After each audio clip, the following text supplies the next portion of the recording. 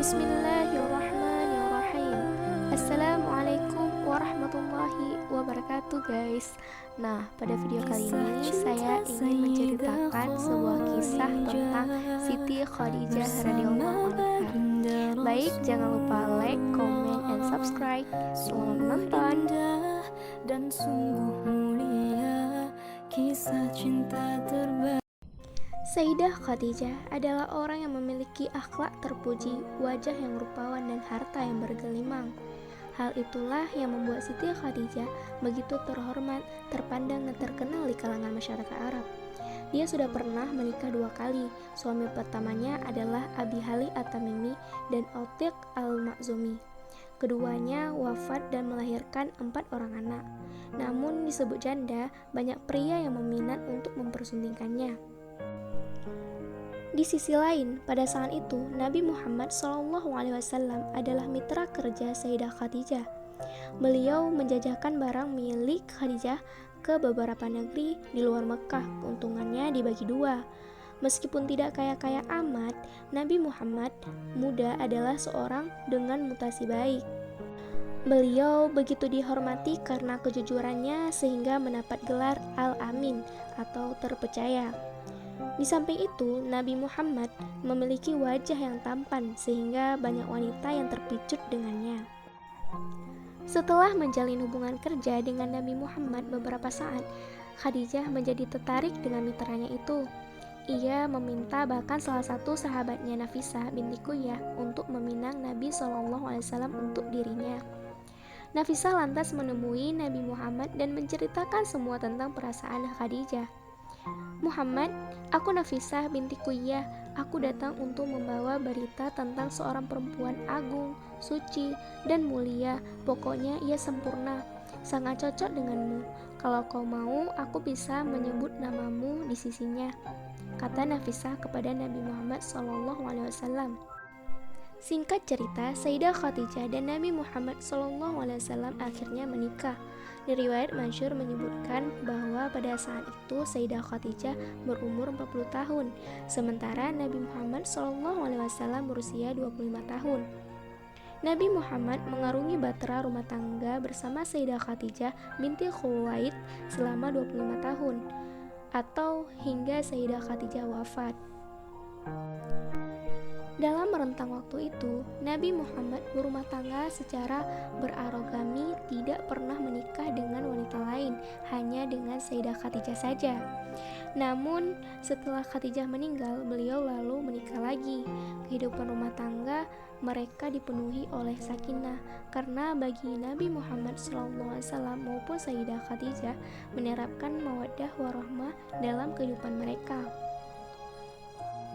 Sebagai seorang istri, Sayyidah Khadijah mampu menyesuaikan diri dengan irama kehidupan Nabi Muhammad, menyukai apa yang membuat Nabi senang dan menjauhi apa yang menjadikan Nabi jengkel, termasuk memuliakan kerabat dan tamu Nabi Muhammad SAW.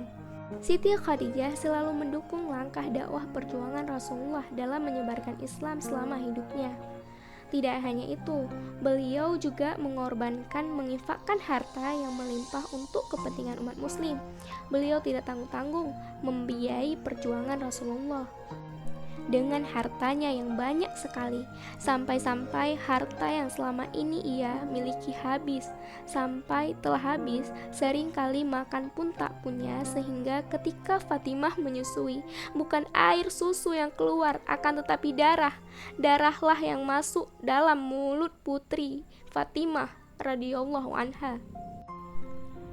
Dalam menyiarkan Islam, cobaan, musibah, penentangan, dan pemboikotan ekonomi sosial oleh kaum kafir Quraisy terhadap Nabi Muhammad dan keluarga besarnya sedikit banyak telah menyintas kesehatan Khadijah.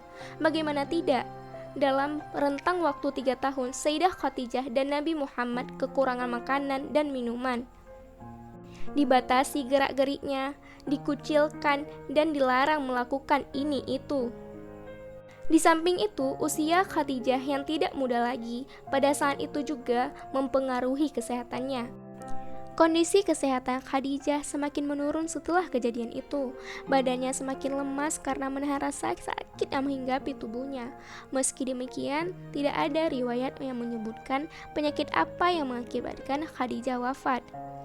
Dalam keadaan itu, Sayyidah Khadijah hanya berzikir kepada Allah, meminta ampun kepadanya, mengharap ridho dan rahmatnya, serta mengosongkan hatinya dari segala sesuatu yang berbau duniawi.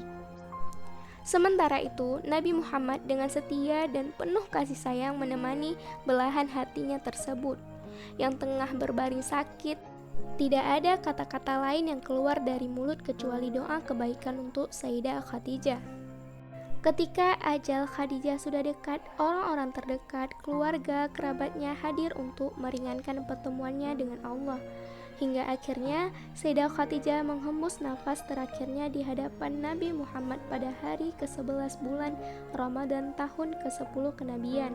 Pada saat itu Sayyidah Khadijah berusia 65 tahun, sementara Nabi Muhammad berusia 50 tahun. Sama seperti manusia pada umumnya, Nabi Muhammad kuasa mementang air matanya untuk tidak keluar ketika orang terkasihnya pergi. Terlebih ketika itu Nabi Muhammad sangat membutuhkan kehadiran Khadijah. Khadijah yang menjadi penyeimbang, penyemangat, dan pendukung setia Nabi Muhammad dalam mendakwah Islam di tengah penolakan dan penganiayaannya yang dilakukan kaum kafir Quraisy terhadap beliau dan umatnya. Ketika Khadijah sakit menjelang ajal, Siti Khadijah berkata kepada Rasulullah SAW, "Aku mohon maaf kepadamu ya Rasulullah, kalau aku sebagai istri belum berbakti kepadamu."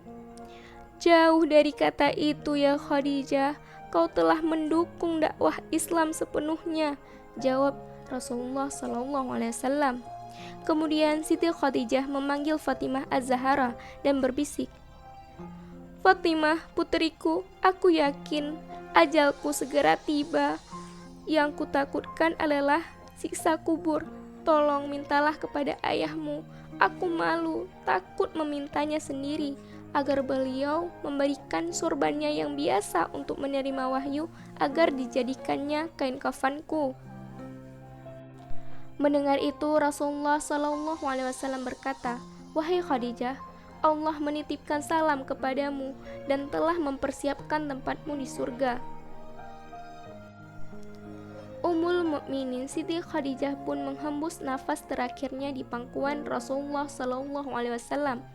Di dekapnya istri beliau itu dengan perasaan pilu teramat sangat, tumpahlah air mata mulia beliau dan semua orang yang ada di situ.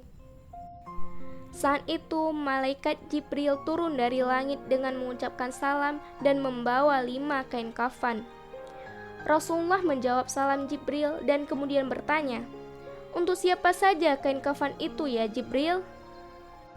"Kain kafan ini untuk Khadijah, untuk engkau ya Rasulullah, untuk Fatimah, untuk Ali dan Hasan," jawab Jibril. Jibril kemudian berhenti berkata dan kemudian menangis. Rasulullah bertanya, "Kenapa ya Jibril?" "Cucumu yang satu, Husain, tidak memiliki kafan. Dia akan dibantai dan tergeletak tanpa kafan, tidak dimandikan," sahut Jibril. Rasulullah kemudian berkata di dekat jasad Siti Khadijah, "Wahai Khadijah, istri tersayang, demi Allah, aku tidak pernah mendapatkan istri sepertimu. Pengabdianmu kepada Islam dan diriku sungguh luar biasa. Allah Maha mengetahui semua amalmu. Semua hartamu kau hibahkan untuk Islam. Kaum muslimin pun ikut menikmatinya. Semua pakaian kaum muslimin dan pakaianku ini juga darimu. Namun begitu, mengapa permohonan terakhirmu hanyalah selembar sorban?" Terseduhlah Nabi Muhammad mengenang istri semasa hidupnya. Seluruh kekayaan Khadijah diserahkan kepada Rasulullah untuk perjuangan Islam. 2/3 kekayaan kota Mekah adalah milik Siti Khadijah. Tetapi ketika Siti Khadijah hendak menjelang wafat, tidak ada kain kafan yang bisa digunakan untuk menutupi jasad Siti Khadijah. Bahkan pakaian yang digunakan Khadijah ketika itu adalah pakaian yang sudah sangat kumuh dan 83 tambalan diantaranya dengan kulit kayu.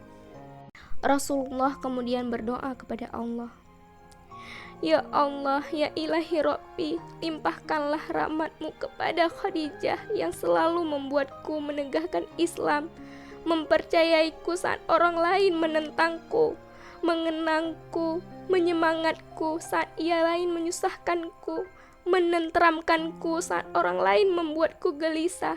Oh Khadijahku sayang, kau meninggalkanku sendirian dalam perjuanganku, siapa lagi yang membantuku?" Tiba-tiba Sayyidina Ali berkata, "Aku ya Rasulullah." Karena itu, peristiwa wafatnya Sayyidah Khadijah sangat menusuk jiwa Rasulullah SAW. Alangkah sedihnya dan pedihnya perasaan Rasulullah ketika itu karena dua orang yang dicintainya, yaitu istrinya Siti Khadijah dan pamannya Abu Thalib, telah wafat. Tahun itu disebut sebagai Amul Husni atau tahun kesedihan dalam kehidupan Rasulullah SAW. Ila hadrati Nabil Mustafa wa ila Khadijah Al-Kubra. Al-Fatihah. Sekian cerita Siti Khadijah radhiyallahu anhu. Semoga bermanfaat untuk kita semua dan semoga perilaku sifat Siti Khadijah bisa kita terapkan di kehidupan sehari-hari. Assalamualaikum warahmatullahi wabarakatuh.